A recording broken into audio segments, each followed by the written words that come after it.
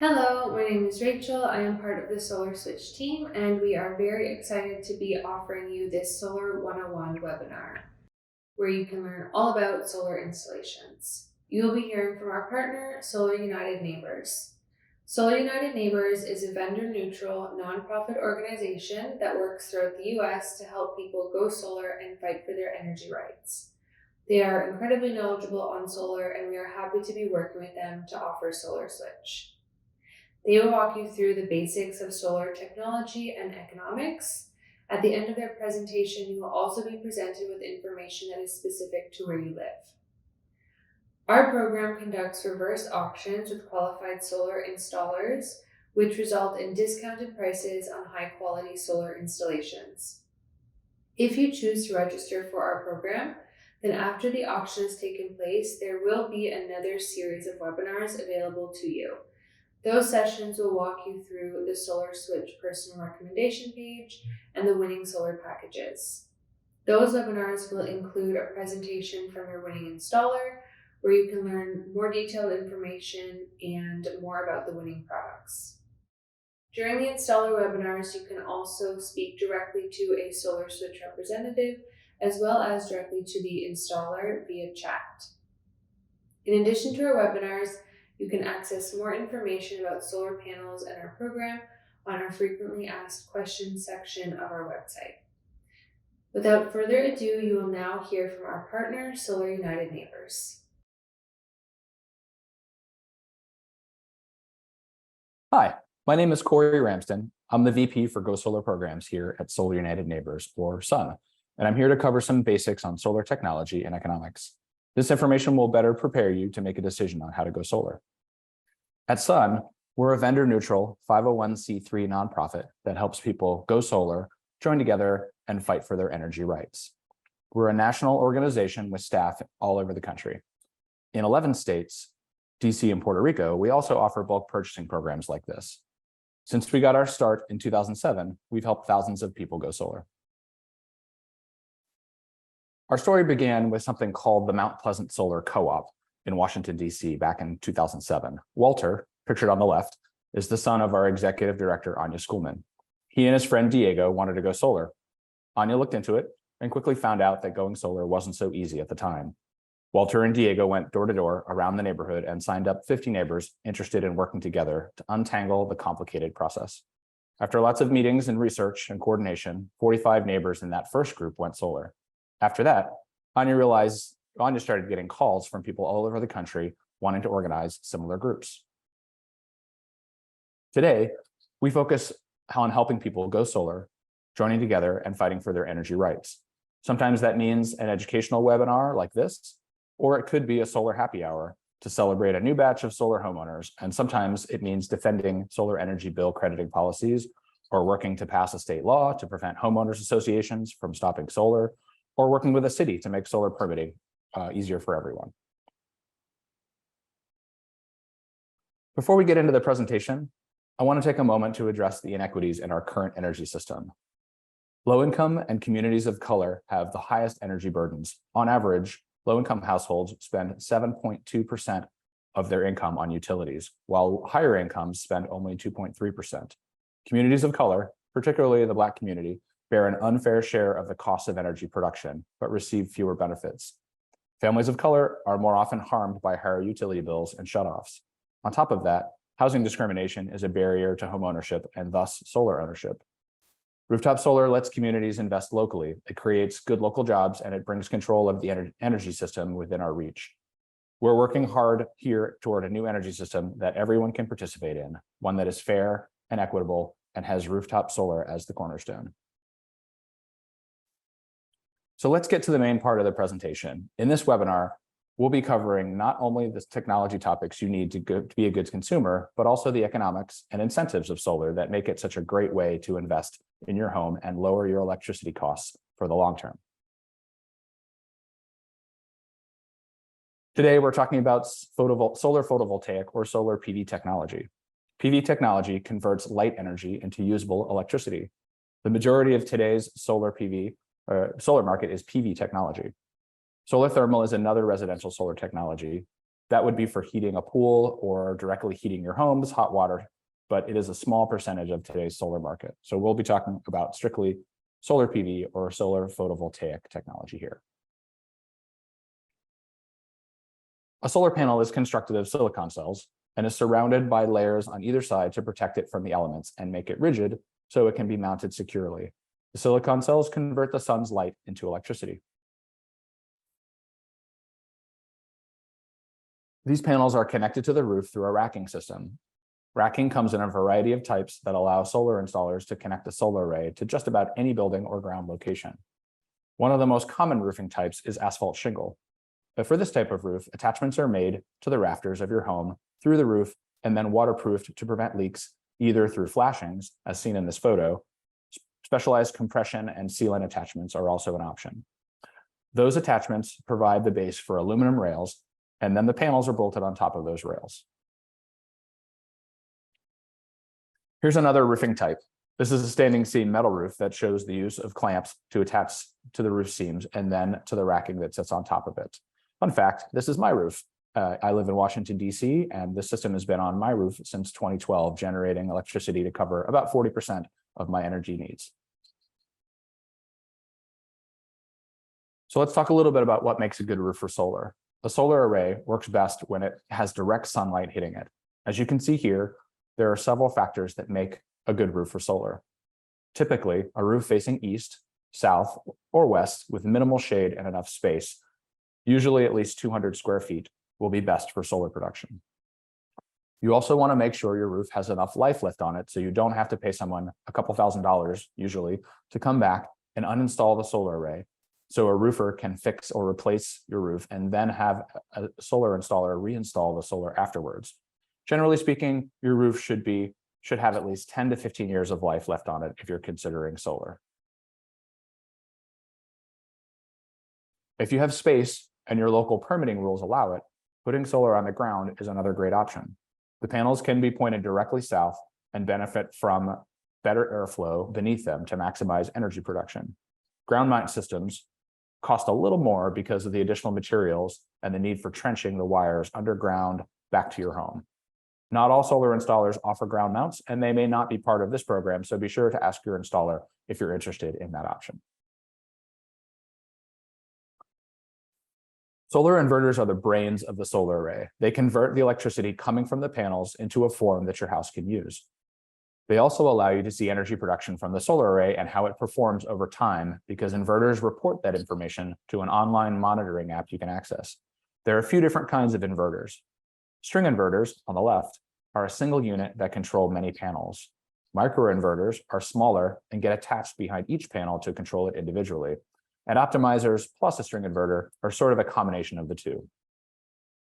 Your installer will recommend the type they feel is best for your home, depending on things like how much shade there is. Shade can greatly impact how much energy your system will produce. Microinverters and optimizers are often recommended when there is potential for intermittent shade. Your electric panel is where the output of your solar array will go. Your installer will run wires from your inverter equipment to your electric panel so that solar generated energy can power some or all of the electric loads in your home. In some cases, your electric panel may need an upgrade to support solar, but this isn't common. Your installer can tell you whether you need one once they take a closer look at your home. So let's put this all together. You can see here, we put all the components together in one solar array. The panels are on the roof. The wiring comes down into your inverter.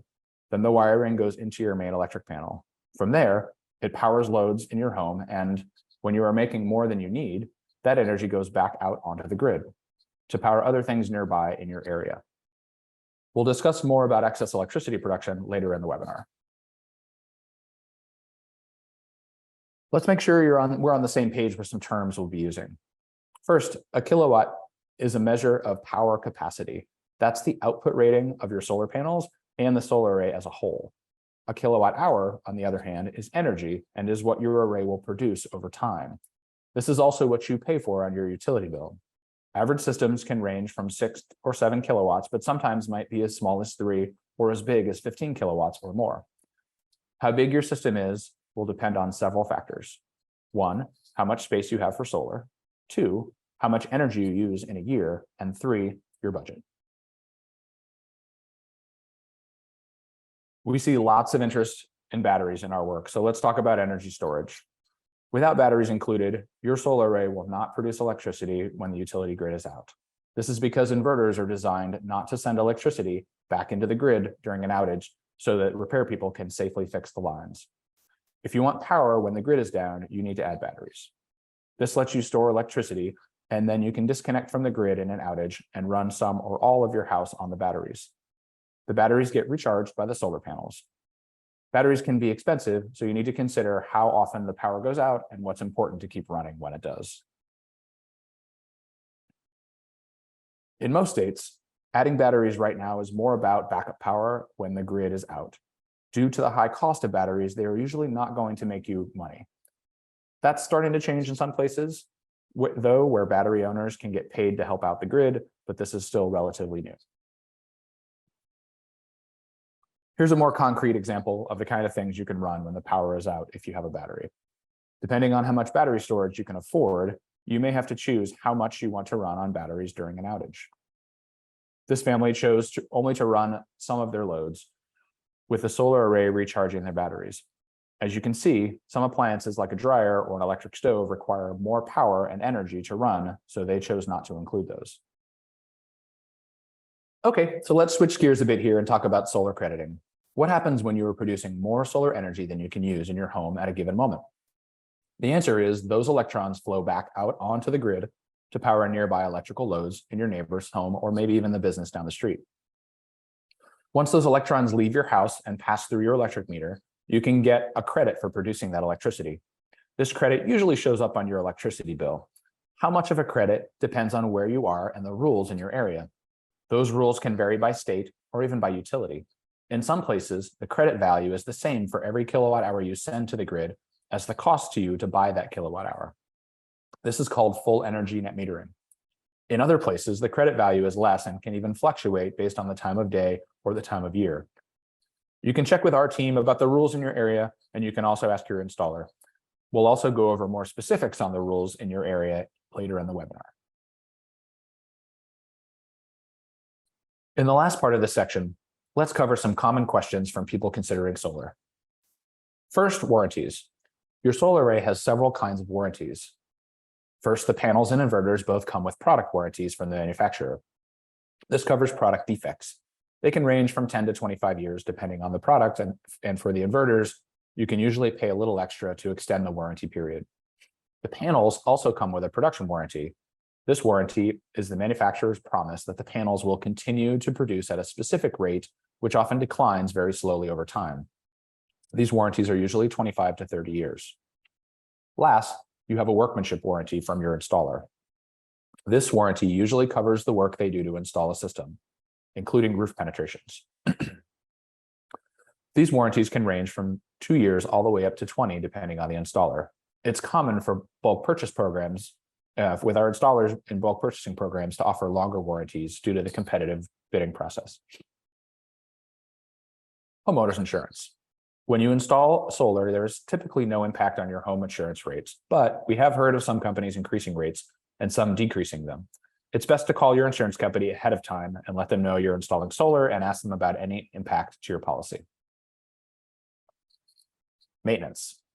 Solar is a very low maintenance technology, but like anything else installed in your home, like an air conditioner or a furnace, you need to get it inspected periodically.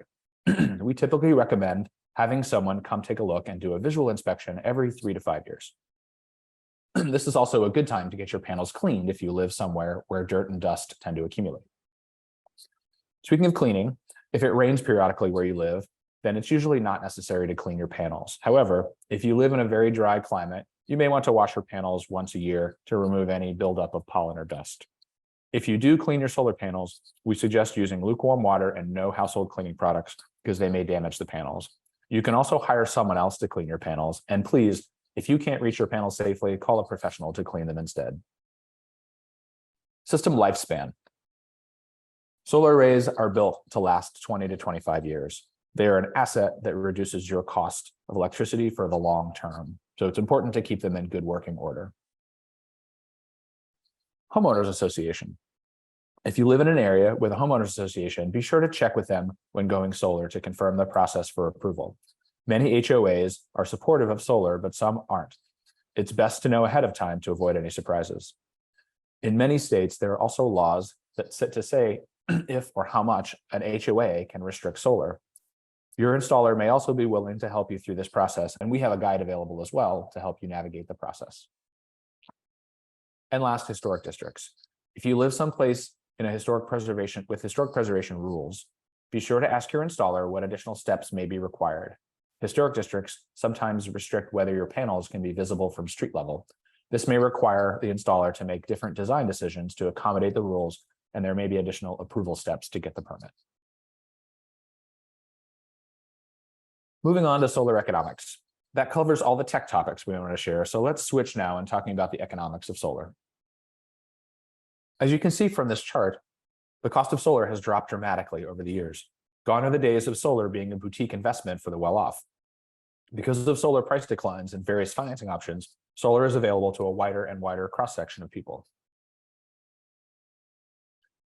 As that price has come down, the main area of cost for installers has changed.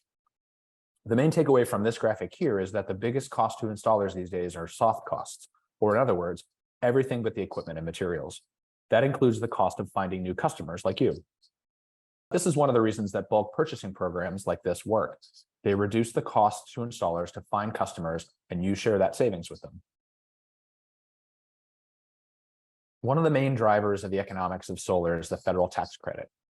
Available all over the country, and thanks to the Inflation Reduction Act of 2022, it's set at 30% of the system cost until 2032. This is a non-refundable credit, which means that it is directly reducing your tax liability. If there's any credit left over in 1 year, you can roll it over and take the rest of it in future years until it's used up. If you own your home, this credit is likely available to you. As always, with any tax issue, please consult your tax professional to make sure you understand whether this credit is applicable to your circumstances. To pay for solar, most people need some sort of financing. There are a lot of options available today. Loans are available through your installer, and you can also source those funds directly from your local bank or credit union, or even a home equity line of credit. In some states, third-party ownership is also available.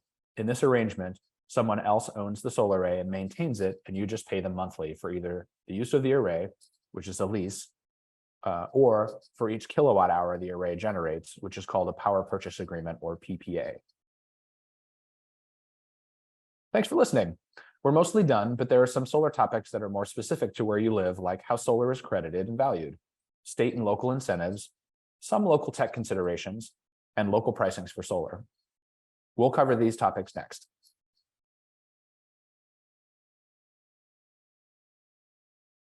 Hi, my name is America Garcia, and I'm Program Director for Texas here at Solar United Neighbors. I'm here to tell you about some specific information locally when it comes to going solar. It is possible to receive credits for your excess electricity, and we will work to ensure you have assistance when it comes to choosing a plan. There are different types of plans available, and some are better than others depending on your situation. So it's important to compare these plans to ensure you're choosing the right one for you. Our partner at Texas Power Guide can help you select the best plan free of charge if you live in the Encore or Center Point utility areas. Once your system is installed, we'll send you an email with a link to this complimentary service. And if you live in a regulated electricity area, then you'll have to speak directly to your cooperative to see what they offer. Because electricity export values vary, one of the most important considerations is how much of your solar energy you use immediately on site when you generate it. So for example, if you aren't home during the day when you are generating most of your solar energy, that means you are sending a lot of that energy back to the grid and getting a credit versus being home and using more of that energy as soon as you produce it. So what is your bill exactly going to look like? The details of your cost of electricity and the value of what you export back to the grid are going to vary by which retail electricity provider you select. In this example, you can see that this customer is being charged for the electricity they imported and then also receiving a credit for the electricity they exported. And here are some other local considerations. Hail is a common concern for people we have spoken to. The solar panels themselves are tested to withstand, at a minimum, hailstones that are 1 inch in diameter, which is more than what most roofs can handle. So these solar panels are not only likely to be able to withstand the hail, but they can also actually help to protect your roof. If hail does damage your panels, this is typically covered by your homeowner's insurance. We recommend you contact your homeowner's insurance provider to make sure that your solar system is included in the insurance policy. Now here we have some example pricing. Here's some example of what you can expect in cost. The pricing is not specific to this group, but it does include the savings that come from the buying program and is close enough to help you get an idea of costs, incentives, and savings. The system sizes are just sample sizes from the lower to the higher end. And for the full system cost, you can also subtract that value of the federal tax credit. You need to have the tax liability to use that credit since it is non-refundable, or in other words, your tax bill needs to be higher or larger than the credit in order to use it. However, you can also take the credit in smaller chunks over several years until it is completely used up. That money will come back to you when you file your taxes for the year your system was installed. Now you can see the electricity savings, and this is the most important part of the economics of solar. That savings represents a yearly reduction in your electricity bills for the rest of the life of the system. With solar, what you're doing is fixing a portion of your electricity cost far off into the future. And remember, as I mentioned earlier in the presentation, it's critical that you are selecting a plan to match your energy usage and solar production patterns. Your retail plan can have a large impact on your long-term electricity savings. Our partner, Texas Power Guide, can help you choose the best plan as part of their free service. Now, when it comes to financing solar, it's extremely common to get a loan. The term of the loan makes a big difference in your overall savings. There are short-term loans available and long-term loans. With long-term loans, you are paying more interest. With shorter loans, your payment will be higher, but you'll pay less in interest overall. In some cases, the energy savings on your electricity bill can cover the monthly loan payment amount. And thank you so much for your time and attention. If you have any questions about what I've shared with you today, please feel free to reach out and ask.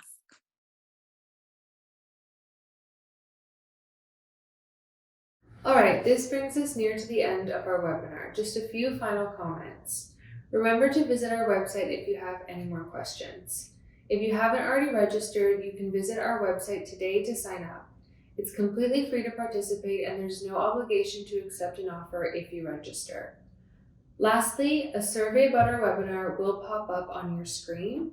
If you have a moment, we would greatly appreciate your feedback so that we can continue to improve our information sessions. That is everything. Thank you for attending. We hope you found this useful. If you have any questions, you can also contact our help desk at hello@solarswitch.com. Thank you and have a great day.